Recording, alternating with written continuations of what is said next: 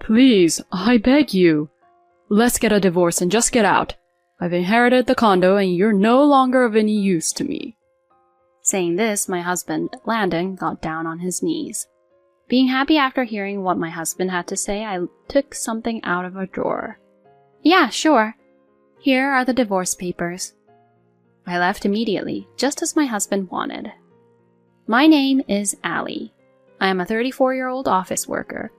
I am still working at the advertising company where I started working after graduating from college. At first, I didn't know what was right or left, but after 12 years like this, I seemed to grow up naturally. I am now in a position to manage my subordinates as a general manager, and I am busy working every day. I love my job very much, so I can work as much as I want. Before I knew it, I was neglecting my private life.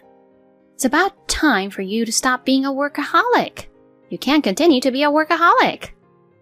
A good friend of mine, Amy, said to me, It's career women like you, Allie, who are declining birth rates in this country, you know. I thought it was fine to be single for the rest of my life. But when my friend who had 5 children said that to me, I began to seriously think about partners and marriage. Hey, do you want me to get married after all, Mom? Huh? What's the matter? Do you have a fever or something? What? No, I don't. I explained to my mother what Amy had told me and said I wanted to know what my parents thought. My mother laughed and said, I wasn't expecting much from you. And then added, But the thought of you as a bride and the child you will give birth to makes me excited. I knew it. Of course, it's about my beautiful daughter. Anything would make me happy. Well, but my son is already married and they just had a baby, so it's fine, you know. Ah, that's true. I have a younger brother, 4 years younger than me, who has already been married for 3 years and has 1 child. He and his wife work together, so their income is very stable and they have a happy family. Looking at my brother's family, I certainly think marriage is a good idea. But I have completely forgotten how to meet people. I don't even remember how to fall in love because I haven't been in love for a long time. Being like that, I thought, I can't be like this. Then a colleague of mine heard about my situation and decided to hold a matchmaking party. You and I are the only ones left, so let's just do our best in our own timing. My colleague said that to me. I guess she meant, don't be picky with men. But she's right. I have worked hard at my job, but not at all as a woman. So I decided not to be too aggressive here, but to keep an eye on things and try to talk to various people. At the party, as expected, my colleagues and I were the eldest people from the group. The men were all in their late 20s, about 5 or 6 years younger than us. But they were all calm and easy to talk to, and I simply enjoyed the party. We switched seats and I talked with the man next to me about a number of things. That man was Landon, who later became my husband. Landon was very friendly and cheerful, but not childish or younger than me. Moreover, he and I shared the same taste in music and we had a lot of fun talking. Then we exchanged contact information and we started meeting together. There was just a live concert of an artist we both liked in common, so we went to see it together. Then we went for a drive, had tea at a cafe, and went out for drinks. And we grew closer and closer, and we ended up going out. I thought I had forgotten how to fall in love, but that didn't matter when I fell in love. We just enjoyed our time together so much. And then we started dating, and a year passed in a blink of an eye. I don't think a year has ever felt so fast. Then one day, he invited me to dinner at a fancy restaurant with a beautiful night view. I found myself having a little expectation, and as I had the meal with him, I was thinking, no way, to myself, wondering if it was possible. The meals were very good, but I was more nervous about what was going to happen next. Then he pulled a ring out of his suit pocket and proposed to me. Allie, marry me. Let's build a nice, warm family together from now on. Yes. Thus, we got married. When I reported to my friends that I had decided to get married, they cried and were happy. I'm so happy that you finally found happiness, Allie. Thank you. Please come to the wedding too. Of course, I'll be there. When I reported that to my parents, they were both very happy as well. I knew that both my father and mother were looking forward to my marriage. Then, after meeting both of our families, he and I had our wedding ceremony. My friends and colleagues all congratulated us, and I was beyond happy. Then, my married life with Landon started. Allie, welcome back. I'm home. Dinner is ready. Today it's curry. Wow, looks delicious. I'm going to go get changed. My husband always cooks for me because he finishes work earlier than I do. To be honest, I'm not a very good cook, so I really appreciate it. Besides, his meals taste so good. He says it's not his own skill because he follows the recipe, but I still think it's great that he can follow the recipe exactly. And it tastes really good. So, I think he's a very good cook. Thanks to my husband's cooking, I can work overtime without any worries. And when I come home tired, a delicious and nutritious meal helps my body recover from all the tiredness. I felt very happy that I was able to get a really good husband. I had no doubt in my mind that I would continue to enjoy my days with my husband, eventually have children, and build a warm family. However, about a year into our honeymoon, there was something that worried me. It was that my husband always carried his phone with him wherever he went. Surely there are men like that, but my husband used to leave it on the table when we were first married, or go to the bathroom or bath with it where I could see it. I felt a little uncomfortable because he suddenly started carrying it wherever he went, as if he had completely changed. Since this was happening so often, I decided to take the plunge and ask my husband about it. You've been clutching your phone all the time lately, but you didn't used to do that, did you? What? My husband was upset to hear me say that. Then, after his eyes swam a little, he said, Oh, so that I can respond immediately when I get a work call or something. Something was very suspicious about him. I thought so, but I still wanted to believe my husband. I thought to myself, let's not pry too much into his life, and let's not suspect anything. So I decided not to say anything else for the time being. However, the more I tried to believe him, the more suspicious things became more and more obvious. My husband often went to a store late at night. I'm going to go by the store right now. Why? I'm craving something sweets, actually. I thought I'd pick up some sweets. I'll get one for you too, Allie. Oh, thanks. At first, I thought he simply wanted something sweet. But even for that, he often goes to the store frequently. And since it takes only 5 minutes to get to the store, which is really close by, even if he gets a little lost in the store, he should be able to return home in about 15 to 20 minutes. But when my husband went to the store, he always didn't return for about 40 to 50 minutes. And if he wanted something so sweet all the time, I once bought him something sweet at a pastry store on my way home from work. But my husband did not look very happy, and with a wry smile on his face, he said, Thank you. It was then that I realized that my husband was not there at the store to get sweets. So what on earth was he doing there? I was very curious, but I did not know how to ask him. And furthermore, my husband started going out drinking a lot on weekends. He used to come home on time and cook dinner for the two of us, but recently he had been out drinking with people from work and didn't come home until late at night or until dawn.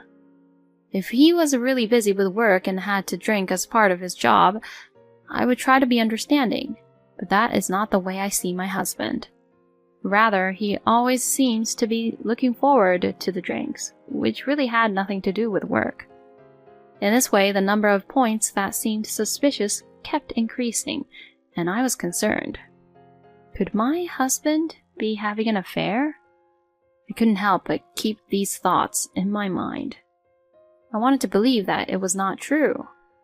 At that time, I was still in love with my husband. But he was still acting suspiciously. He kept his phone close to him, went to the store every night, and went out drinking on the weekends.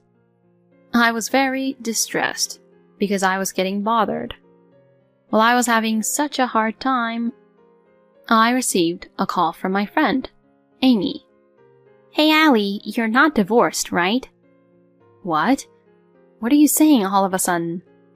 I was surprised to be asked such a question out of the blue.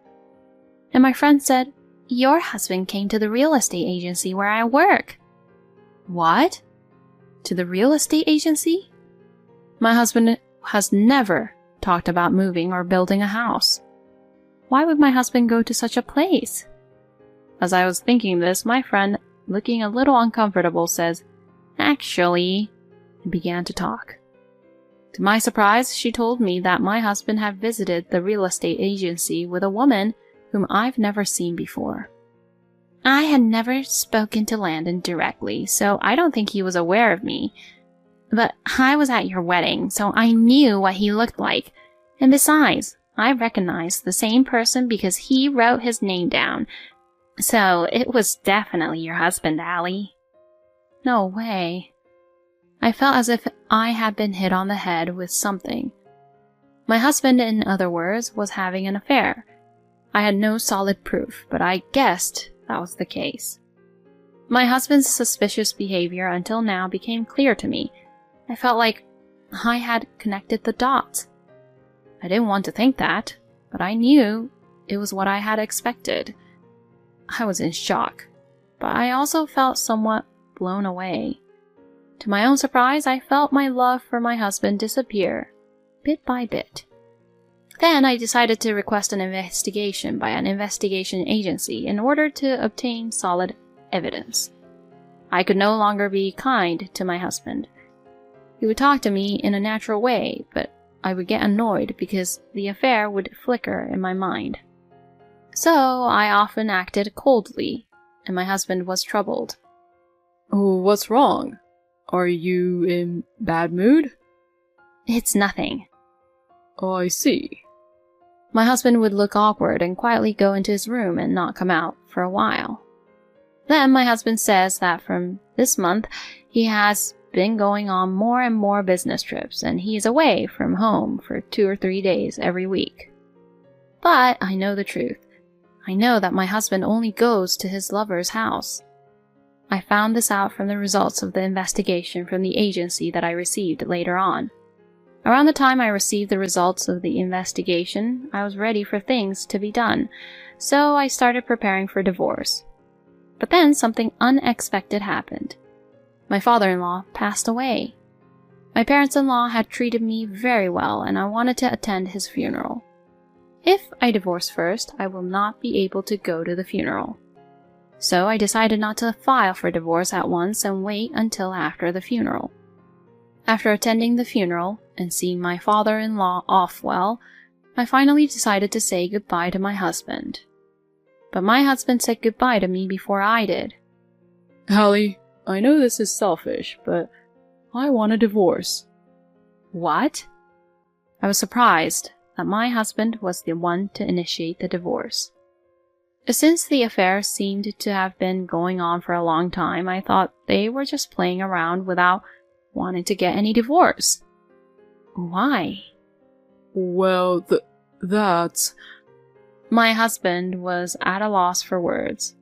He didn't think I would ask him why. I think that's stupid of him, but that's the way my husband is. It's really bad when he doesn't think things through. Well, I guess that's why he is having an affair. My husband couldn't think of a suitable reason, so he said something like this. "Oh, you know, I just wanted to be with a wealthy person. I thought I could have a good time with you if I was with the general manager of a major company. But things have turned out differently than I expected, due to some personal differences." Please, I beg you, let's get a divorce and just get out. I've inherited the condo, and you're no longer of any use to me." Saying this, my husband Landon got down on his knees. Apparently, when my father-in-law passed away, he inherited the apartment that belonged to him. So he told me that I was no longer of any use to him. I guess he is a selfish person to no end. But thank God he cut me out of his life, because I was originally going to divorce him. Being happy with what I heard, I pulled something out of the drawer. "Okay, sure. Here are the divorce papers." "What?" My husband didn't seem to think I had filled out divorce papers. "Hey, why do you have this?" "Because I wanted to divorce you too." I told him so. My husband was a little surprised, but laughed and said, "Oh, I see. Well, I guess we were thinking the same, huh?" Then he signed the divorce papers. "This condo will be mine, so, well, I hope you have a good life." That's what my husband would say to me. I left immediately, just as my husband wanted. But that wasn't the end of my revenge. I had already rented a new room, so I could move right out. Then I sent a content-certified letter to his office. Soon after that, I received a phone call from my husband. Why would you send that to my office?" "Because I need to have you judged for your wrongdoings. Don't you think so? I know you were having an affair. I will make sure you pay me alimony." No way! Landon had no idea that I knew that he was having an affair. He seemed a little awkward, but soon returned to a triumphant mood. "Well, but I inherited a condo, so I can pay alimony." "Oh, what a relief then. You and your mistress's alimony together would be about $60,000. $60,000? Well, we can get by if we sell the condo. My husband says so, but he was quite upset. But I told him a fact. "I'm sorry, but I don't think you'll ever be able to sell that condo." "Huh? Why not?" "First of all, that condo is like 20 years old. It's not going to sell in the first place when it's used for some time like that. And next year, a much taller condo will be built next to your condo, so the view of the scenery from your condo won't be as good. And with that, the value would go down in no time." No way. My husband apparently didn't think about that. "Oh, and you have to pay inheritance tax too, so be careful." He didn't seem to have heard me and didn't respond. I decided I had enough and hung up the phone. Then, through my lawyer, I filed a claim for alimony against my husband and his mistress.